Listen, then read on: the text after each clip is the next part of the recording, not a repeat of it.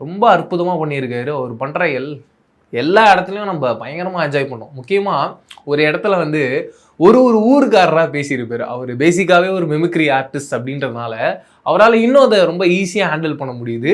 அந்த ஊருக்காரராக மாறிடுறாரு. அவருடைய ஆட்டிடியூட்லேருந்து அவருடைய வாய்ஸ்லேருந்து அந்த அதே செக்மெண்ட்டில் அந்த 4 ஊருக்காரரும் ஒரே இடத்துல இருக்காங்க. அப்போ அவர் எப்படி எப்படிலாம் ஹேண்டில் பண்ணி மாற்றி பேசுகிறாரு. சரி இதுவாவது ஃபோன் கால் ஓகே.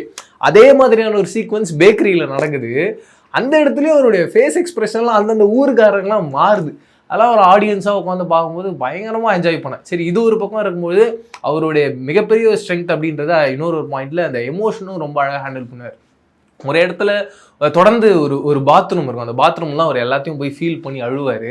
அந்த இடத்துல ஒரு மாதிரி பயங்கரமாக ஃபீல் பண்ணி தனியாக பேசிகிட்டு இருக்கிற வாழ்க்கை இப்படி ஆயிடுச்சு. ஒரு இடத்துல அப்படியே உடஞ்சி போய் உட்காந்துருப்பாரு. பயங்கரமாக இருந்தது. அதே மாதிரி அவங்க அம்மா அந்த சாப்பாடு எடுத்துகிட்டு போவாங்க. நம்ம பெத்த தாயே காசு இல்லைன்னும் போது நம்மளை அசிங்கப்படுத்துகிறாங்கன்ற அந்த பாயிண்டில் ஒரு பார்வை அவங்க ஒய்ஃபை பார்த்துட்டு போவாருங்க.